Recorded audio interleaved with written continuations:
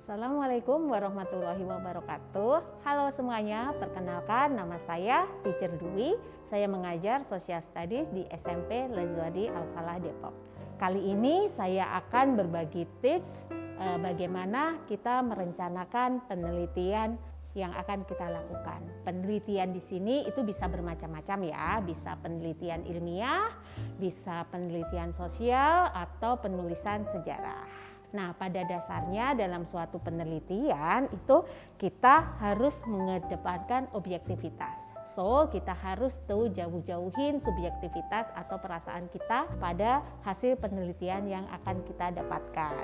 Apa sih yang harus kita perhatikan saat melakukan suatu penelitian ilmiah gitu ya, atau penelitian sosial atau penelitian apapun itu. Saat kita mau melakukan suatu penelitian, tips pertama yang harus kita perhatikan adalah pemilihan topiknya. Topik itu apa sih? Jadi topik itu adalah bidang apa yang akan kita teliti. Saat kita memilih suatu topik, itu sangat berperan penting pada hasil yang akan kita dapatkan. So, sebelum memilih topik, kalian harus menentukan dulu tuh kalian minatnya di bidang apa. Ya, misalnya kalian suka games, maka kalian bisa melakukan penelitian memilih topiknya di bidang games. Kalau kalian suka misalnya ekonomi, kalian bisa memilih bidang ekonomi. Kenapa sih harus seperti itu? Supaya saat kita melakukan penelitian, kita bisa enjoy dan kita bisa menikmati proses yang kita lakukan. Terus apalagi ya syarat ketika kita memilih topik. Yang kedua adalah datanya tersedia. Jadi mungkin kita kadang ada idealisme tersendiri, kita mau menulis suatu topik yang menarik, tapi ternyata datanya akan sangat susah kita dapatkan. Nah, kalau kayak gitu lebih baik kita menghindari itu. Kenapa? Supaya penelitian yang kita lakukan itu bisa berjalan lancar sampai akhir. Daripada kita mau yang wow gitu ya, yang sesuai kemauan kita tapi datanya nggak ada, akhirnya terhenti di tengah jalan. Itu kan sayang banget gitu. Yang ketiga adalah kita juga harus tahu bahwa penelitian ini bisa berguna bagi orang banyak. Ya, jadi penelitian yang kita lakukan itu bisa bermanfaat. Dan yang gak kalah penting adalah topiknya harus belum pernah ditulis oleh orang lain. Hal ini sangat penting terutama untuk suatu penelitian ilmiah karena untuk menghindari duplikatisme atau plagiarisme. Itu adalah tips pertama dalam memilih topik. Lanjut kita yang tips kedua. Tips kedua berkaitan dengan jenis penelitian yang akan kita lakukan. Jadi di sini ketika kita melakukan penelitian, kita juga harus tahu nih jenisnya. Apa sih tujuan dari penelitian kita? Apakah penelitian dasar atau penelitian terapan? Kemudian juga metode yang akan kita gunakan itu apa? Apakah metode historik, apakah metode survei, eksperimen, atau observasi. Ya, ini itu terkait juga dengan topik yang kita pilih. Kemudian kita juga harus memilih pendekatannya, apakah kuantitatif atau kualitatif. Lanjut juga tempat pelaksanaannya. Jadi di mana penelitian kita akan lakukan.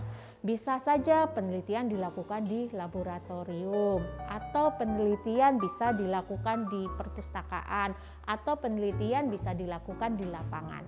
Kemudian dalam pemberian informasinya itu bagaimana? Apakah sifatnya deskriptif, jadi menggambarkan apa yang kita teliti, atau sifatnya eksplanasi, ya, menerangkan, atau justru eksplorasi, jadi menggali lebih dalam apa yang kita teliti. Oke, itu adalah tips yang kedua. Yang terakhir, tips ketiga, ini sangat penting karena ini menyangkut kelancaran penelitian yang akan kalian lakukan. Jadi, apakah itu tips ketiga? Tips ketiga adalah pemilihan metode dan instrumen penelitian. Saat kita memilih metode dan instrumennya, kita itu harus memperhatikan beberapa hal. Yang pertama tujuannya. tujuan dari penelitian kita itu apa? Ini akan menentukan jenis dan macam variabelnya yang akan kita teliti. Kemudian juga sampel penelitiannya. Ya, sampelnya itu bagaimana? Apakah kita menggunakan sampelnya acak atau proporsional atau bertingkat atau insidental atau yang lainnya. Ini terkait dengan objek yang akan kita teliti. Ya, sampel itu adalah bagian dari populasi yang akan kita teliti. Kemudian juga lokasinya. Ini lokasi menyangkut apa? Lokasi misalnya nih, jika lokasinya luas, maka yang paling tepat kita gunakan adalah kuesioner. Karena kita bisa menyebar kuesioner dalam waktu bersamaan di banyak tempat sekaligus. Ya, kemudian kalau sampel yang kita teliti itu banyak gitu ya atau besar, maka yang paling tepat adalah menggunakan angket. Sama ya dengan kuesioner tadi, bisa menjangkau banyak sampel sekaligus. Tetapi jika memang yang kita teliti sampelnya itu kecil atau sedikit, kita bisa melakukan wawancara atau observasi karena itu sangat memungkinkan agar kita mendapatkan data lebih banyak lagi. Kemudian juga siapa sih pelaksana penelitiannya? Jika penelitinya itu banyak dan respondennya itu sedikit, kita bisa menggunakan metode wawancara atau observasi. Namun kebalikannya, jika penelitinya sedikit dan yang diteliti banyak, berarti kita nggak bisa menggunakan itu. Kita bisa menggunakan angket atau kuesioner. Oke, selanjutnya ini sangat penting banget nih karena ini berkaitan dengan budget. Adalah biaya dan waktu. Jadi kita harus menyesuaikan budget yang kita miliki dan waktu yang tersedia dengan metode yang kita pilih. Kemudian juga data yang diinginkan itu bagaimana gitu ya. Jika kita menginginkan data yang lebih mendalam, kita bisa melakukan dengan wawancara.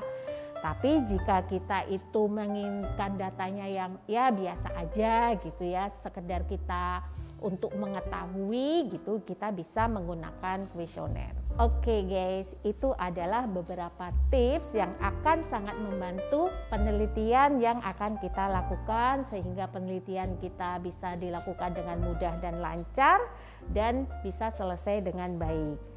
Nah, yang harus juga kalian ingat dalam melakukan suatu penelitian, syaratnya adalah melakukannya secara sistematis, terencana, dan sesuai dengan konsep ilmiah. Oke, itu saja tips kali ini yang bisa teacher berikan. Semoga bisa bermanfaat buat kita semua. Terima kasih. Assalamualaikum warahmatullahi wabarakatuh.